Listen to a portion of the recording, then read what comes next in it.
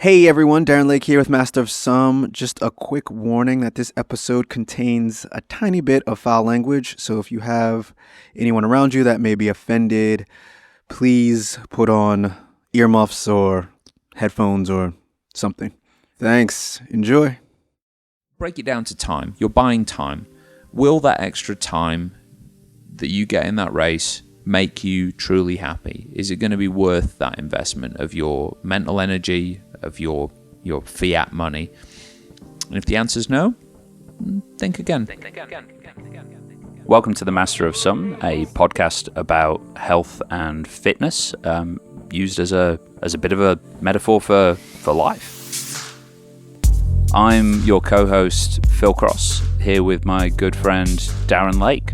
We're going to move on from the goal setting conversation, the meta skill that we talked about last episode, and this week Daren and I are going to talk about something dear to our hearts, which is gear for endurance sports, gear for triathlon, gear for running, gear for cycling. You might think we're going to go in the direction of $10,000 bikes and super advanced power meters and having the latest and greatest, but you'll see. We're going to get into it.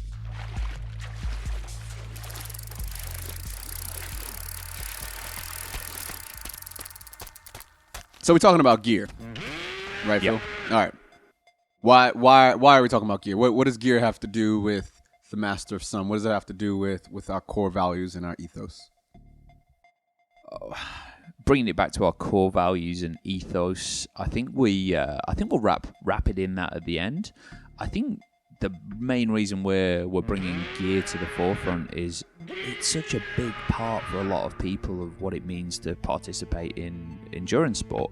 And let's use triathlon as the example, because that's the geariest sport potentially that I think you can sort of take part in the endurance sport world, bar maybe adventure racing where you're buying canoes and fancy mountain bikes and navigation equipment and stuff. But triathlon, so you got three sports. Let's start there. So you're swimming. You need some swim shorts. You need goggles. You need the fancy goggles, of course. You need some swim caps. But the training's not going so well. You need pool buoys. You need paddles. You need training aids. You need the DVD box set that teaches you the special catch technique. Or you just pay a coach $150 a month. Or you could pay the coach. Yeah. Yep. That's we're gonna throw coach in the gearbox here as well. And you know that's just as fins, and then of course there's the wetsuit that you race in as well, and you've got to have the latest and greatest with the special buoyancy aids in the forearms and the catch panels and all that good stuff. And then you got the bike. Well, let's not get started on the bike. Is it going to be aluminum or carbon? It's going to be 100% carbon, and it's going to be the latest Aero. I mean, unless it's been wind tunnel tested 18 times in 18 different countries, it's not worth riding. Sorry to my American listeners. Aluminum. Yeah. Sorry. Yeah, it's actually two different words. Yeah. Side note, I will digress. Sorry, no, I will not digress on this. There will be a rant. The two different words for two different places. So it's aluminum in North America and aluminium in the British, Australian, New Zealand, South Africa region. There you go, everyone. Keep going. British, American, South African, rest of the world. Sorry, man. Or you could be a complete heretic and you could race a triathlon on a steel bike. You could do that. There's some fast steel bikes out. Like, all right, I'm tired of everyone hating on steel. Wait, no, you like steel. I love steel. Yeah, you love steel. I was actually about to just... I was about to totally like clap back at you. All right, sorry. No, man. You know I ride steel.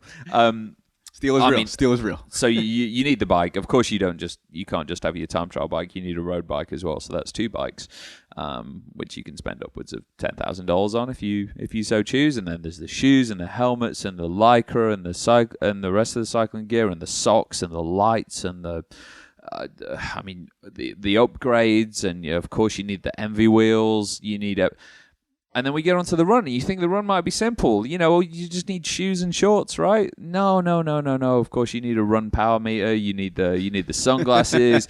You're not a triathlete unless you run with a visor because a normal hat isn't cool. Anyway, you can go down a hole. Basically, that's what we're saying here. You can spend tens of thousands of dollars on gear in a year if you want to as an endurance athlete. So this is a big consideration for people getting into the sport, and one that puts people off too. You know, I've had people thinking about getting into triathlon that aren't for this very reason, because they think they need to spend this amount of money in order to participate, and that's kind of sad. So, well, I mean, I'm gonna play the stupid devil's advocate. It's not even devil's advocate here. We won't go to red team, but I mean, what is your answer with this? Like, obviously, it's you don't have to spend this, correct? Yeah, absolutely. You can. You were being sarcastic with all that, right? Yeah, Okay. 100%. I mean, that's the view you could take, and that's the view I know a lot of people take, and a lot of people I know they go there and they spend that kind of money. But I also know equally fast, equally competitive people that are able to race and participate and do so to a high level on a pretty frugal budget. So. To kind of give the message of this episode away before the end, it's no, you don't have to spend tens of thousands of dollars in order to be competitive at endurance sports. So I personally am a frugal ass motherfucker because I cuss, and we discussed that last episode. If you did not listen to the last episode. I cuss or swear, as you Australians say. We swear. Americans cuss. There we go. We're back on this. I kind of like cuss. You like cuss? I like it's cuss. not curse, it's cuss. We curse in the UK. We curse? curse and swear. We CUSS cuss. Yeah, okay. Anyway, I'm a frugal ass motherfucker, and I'm not cheap. I used to be cheap. I consider myself frugal, and the thing is that a lot of gear usually is fluff, and it usually is hype and marketing, and why not?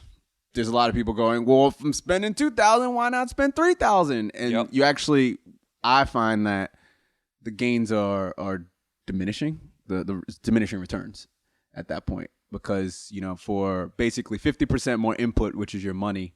So if you go from $2,000 to $3,000 for whatever it is, usually the bike or the wheels or whatever it is, so you go from $2,000 to $3,000, 50% more. And you get maybe, and this has been scientifically data proven, you get what? Let's talk about wheels. You'll get a 3% gain on a 40K time trial. So, yeah, maybe over an Ironman, that's a lot. But from what I've read is the bike positioning. So that's 6%, I think. So it could be huge. I mean, yeah. If you look at the biggest, chunkiest, least aerodynamic thing on a bike, it's the person riding it. Oh yeah, well, it's positioning. So going from the road position to the actual Aero time trial position, you can get 6%, and that's just a set of $50 used.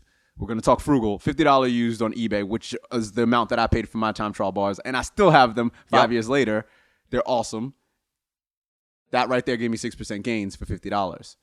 Brand new, those would have been $150. They're not carbon, they're aluminum profile design T2 plus ones, I think. I think those are the ones I raced on for years and years. They're great. Yeah, they're just simple. And then the helmet's next as far as best bang for your buck. So you can get a used time trial helmet, make sure it's not cracked and doesn't smell weird. $50, maybe $80. I paid $90 from the US.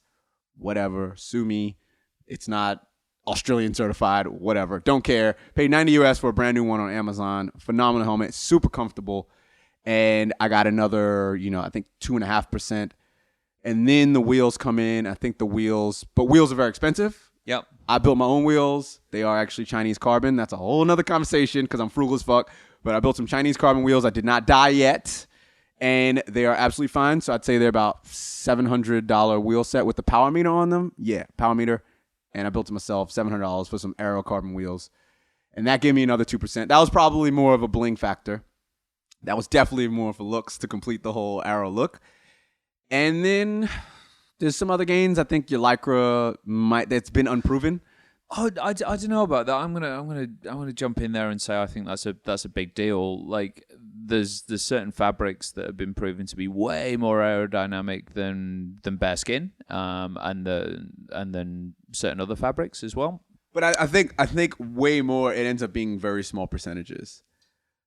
From my understanding, Yeah, I need to look at a computer right now, and I don't want to. But I've read a few scientifically driven articles that have actually just been like the biggest gain you can get, the biggest bang for your buck will be bike positioning. So you don't need a time trial bike for sure. So you get on the aero bars and your helmet. The time trial bike does that. So getting a time trial bike can get you on your 40K. It can get you an extra few minutes on your Ironman 180K. It can easily get you 15, 20 minutes. Yep. So, but you can do that on the cheap end. Sure. Or on the more frugal end. And the swim, I've done it personally. These are all personal experiences. I bought a $60 wetsuit on eBay. Didn't know if it would fit me. Fits perfectly. Love that thing. And guess how many times I've fucking worn it in the past 5 years, Phil?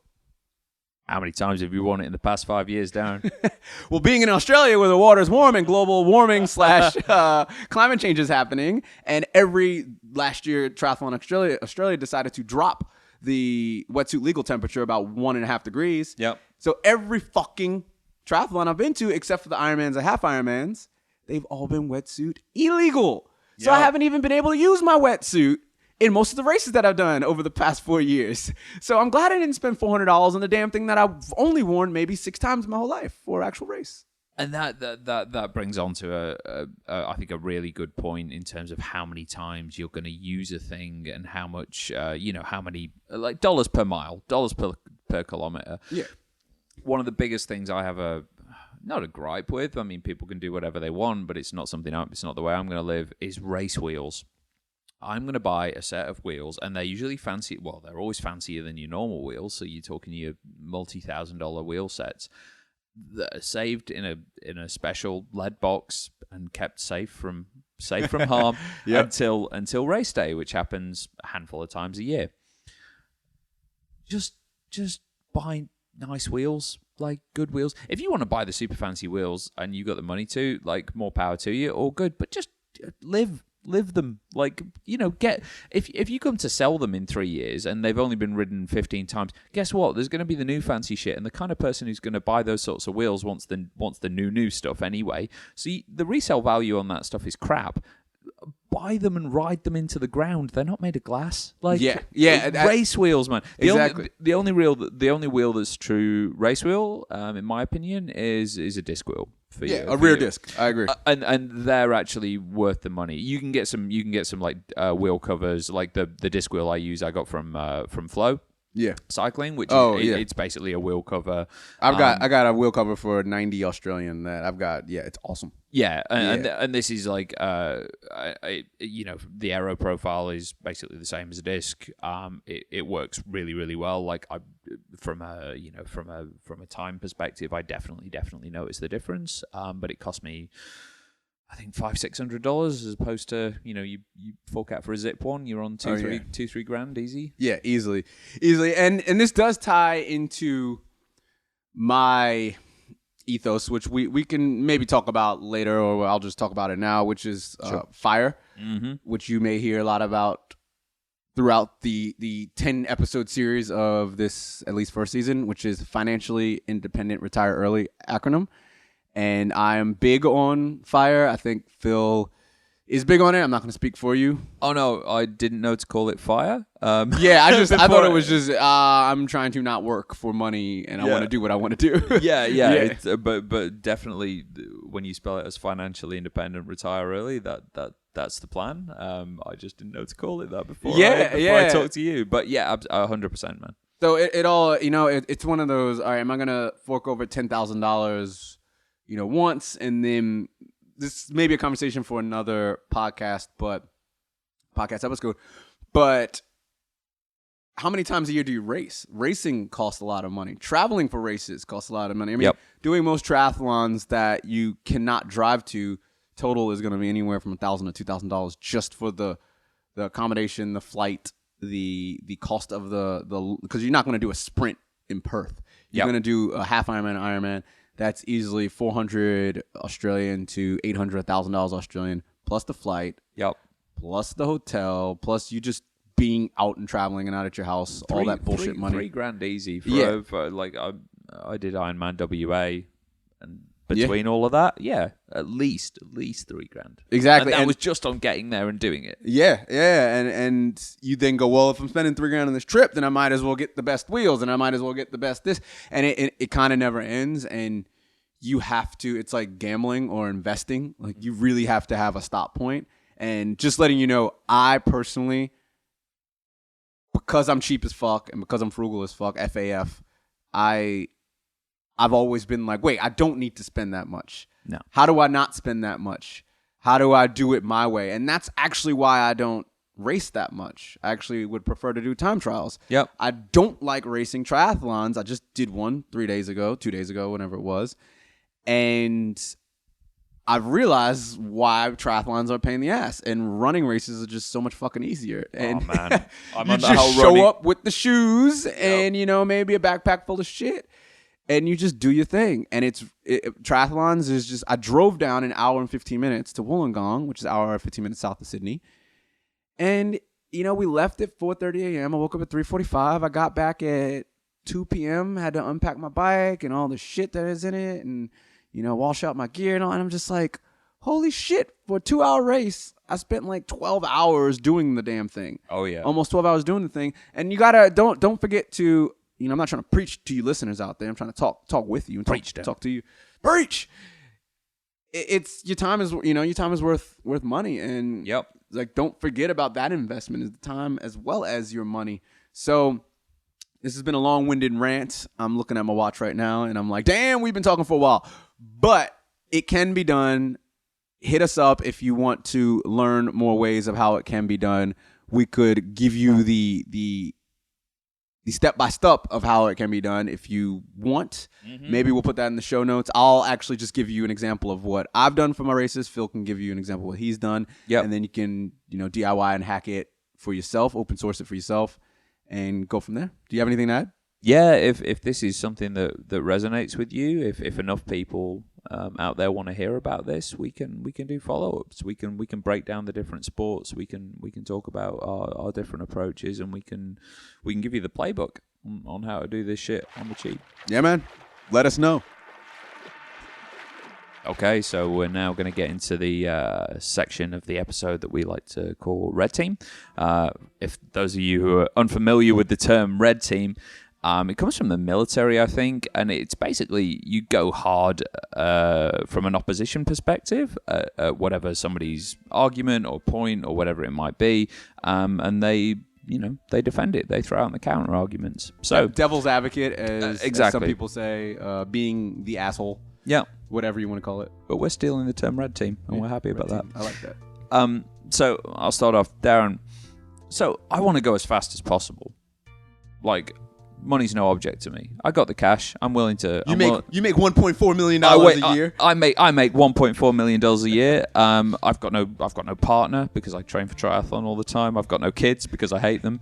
Like I'm gonna drop the cash on this on an expensive bike and all the fancy gear. What's wrong with that? Great question.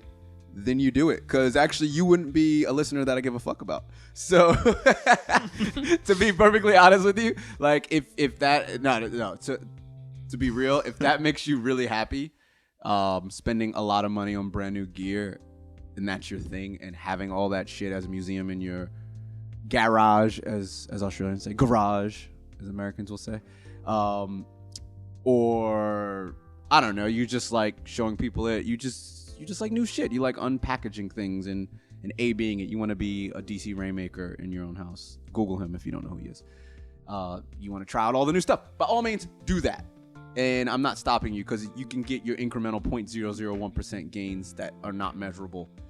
Do that. But I think most people, there's diminishing returns. And yep. I would like to feel that, or know that most people listening are trying to find that point when, cost hits value, the XY axis, and then it starts dropping hard, and right at that point. So yeah, $100 on gear won't give you the return that $1,000 will give you, but $1,000 a gear will probably give you almost the same as $2,000 or $3,000 worth of gear. Yep. So that's where, like, it's like marginal gains at that point. And that's my answer. I hope that was a great answer, Phil. Yeah. Oh man, you're never going to reach the person who really wants it, as long as they're doing it consciously. And just to riff on that and add on top of it, I think as long as you know, and as long as you're aware that you're buying 0.1 seconds on the swim by spending $150 on your goggles instead of $15, you do you. That's all good. Like, but go into it consciously. Yeah. Don't kid yourself into thinking you're making yourself a world-class swimmer by buying the $150 goggles. All right, I'm going to actually give you a question that you probably are not ready for, and this might come off as awkward. I like it. This is a really good one. So we've been talking about cost as in dollars and cents. Yeah. So fiat money, as the cryptocurrency has made a popular term. You can spend Bitcoin on a bike. It's all good. So just fiat currency, AUD, USD, whatever the fuck you want. Yep. Euros, pounds, whoever's listening. How about your time? So I ended up early on in my triathlon career breaking down how long it takes to complete most events. And then I was able to, I'm big on seeing the end result, the conclusion, and then working backwards. And then I said, well, why don't I spend that much time training? Whereas most people go, oh, an hour and a half pool session, hour and a half bike session, hour long run session, sometimes hour and a half long run session, repeat times 3, I'm training. And it's like, whoa, why are you training so much in the fucking water for 14% of your race? This is a question. I'm going to play a hardcore red team. So yeah, this is a question I've always had. Is it worth spending, a third on everything, or should you partition your time based on your finishing times and how much you want? Is the investment of time something to take in consideration? That's a great question. I'm going to attack it in 2 different directions. Please do. So with regards to pure training time, there's kind of 2 ways to look at this. One is sharpening your strengths, and the other is dealing with your weaknesses. So I think having a real solid appraisal of where you are now, what you need to work on, and what the path is to getting where you need to be in order to achieve the result you want to achieve. And this, I suppose, this kind of goes back to episode 1, which you can go back and check out if you haven't listened. But having a clear idea of what you need to do in order to achieve whatever outcome goal you've set in terms of behavioral goals is very, very important. So for somebody who is just say they're English and they're an absolutely atrocious swimmer. That's everyone that is not born in Australia, by the way. Yeah, I got here. Just FYI. I got here. The first thing I did was a swimming race because it was in Sydney Harbour by the Opera House, and it was they don't do that anymore. But yeah, yeah, it was like week 1 of being in Australia, and I was like, oh, that sounds like a cool idea, and I came in like embarrassingly anyway. But yeah, I mean, if you're a gun biker and a gun runner, and your goal is to qualify for Kona or the World Championships, and your swim is your absolute limiter, I'd say spend the time there, even if it's it's a comparatively short portion of the race. If you're coming out 10 minutes behind the lead guys and you're just killing yourself on the bike to catch up with them, and then your run suffers because of that, I'd say the time invested in the swim is absolutely worth it. If you're a killer swimmer, then no, like absolutely not. So I'd say the proportion of time spent training for each discipline should be proportional to the work you need to do. I'm going to take it in a slightly different direction very, very quickly as well, and just talk to the time invested. And you made a great point in terms of it. A whole race day is 12 hours, and what could you be doing with that time? What could you be doing with the time you spend researching and looking up all of that fancy equipment you're spending your money on as well? Because if you're dropping serious coin on something, you're going to check out all the options. So you will be on DC Rainmaker looking at the you're reading all the comparison grids and graphs and all that. 100%. You're reading all the reviews, and look, I've been there and I've done that. And I've gone deep on a product I wanted to buy. And it's fucking exhausting. Like I've spent a week agonizing over which watch to buy or which power meter to get, and that's something to consider as well. So man, I love the question. I think that's something that people could overlook. So I'm big on ending things with actionable tasks. I think a lot of people talk the talk Very few people walk the walk. There's a lot of blah, blah, blah, blah, blah, blah, blah, and then no one does shit. And I'm like, yo, what are we doing? What are we actually physically going to do? So I'll throw it at you, Mr. Phil Cross. What are some actual tasks that you can take away from our conversation today? Or what have you done or whatever? Take it how you will. I think the biggest thing I want to leave people with is how much of a difference is this going to actually make to your day, to your race, to the thing you're training for? If you're a mid-pack athlete, even if you're the first third of the field or you're the last third of the field, it doesn't matter. Is 5 minutes, which is what you're going to gain if you spend several $1,000s, you might get 5 minutes on a half Ironman or an Ironman. Is that going to make you happy? Is that going to really change your experience of the day? If the answer is yes, rock on, you spend that cash. If the answer's no, think about whether you need to. So it's more of a kind of high level inventory thing. We could get super tactical here, but we'll break it down to time. You're buying time. Will that extra time that you get in that race make you truly happy? Is it going to be worth that investment of your mental energy, of your fiat money? And if the answer is no, think again. That's actually a really good point that I can give an example. I just raced 3 days ago. My race results, I haven't looked at my official. I know my Strava watch results, and 2 of the 3 were pretty good. The bike was really good. The swim was better than I've done, but not as good as I wanted or had been training towards. And the run was a bit slower, but there was a couple of caveats thrown in there. Hills, hotness, soreness I wasn't ready for. And throughout it, I was able to question why the hell I was doing it. And I was like, why am I doing this? I knew going into it, I wouldn't win. It was one of the most competitive ones probably in Australia, most competitive Olympic distance, standard distance triathlons. A lot of people do it. So you get the big guns out there. I knew there was no way I was going to get... My goal since I started was to get in top 10 in any event, get top 10 overall or top 3 in my age group. And I actually said 4 years ago, that would then allow me to buy the nice time trial bike. I built up the nice time trial bike because I'm frugal as fuck, and I built one up really cheap. And I have, bicycle mechanic skills and just general hustling skills to get on the internet. And funny enough, I now have that bike, so I don't really have a reason. But in the back of my head, I'm still like, I got to get top 10 overall and top 3 in my age group. And I haven't done that yet in a race. I got really close in January. So I actually don't have a strong enough why. And I then was like, I don't enjoy this racing. So I don't think I'm going to race as much as I have been. And I don't even race that much to begin with. I do about 2 triathlons a year. And maybe 2 running races a year, and maybe you throw in a random bike race, like a cyclocross race. So I race 5-6 times a year. It's once every 2 months. And I'm actually like, I like the time trials because they're very sterile in a good sense. They're very clean. I know the conditions. I can see myself getting better. If I only used this triathlon as a barometer for how fit I am, I would have thought that I felt that I was less fit than I was 2 years ago. When in actuality, I'm the physically most fit I've ever been. I have the most muscle mass I've ever had, the least body fat.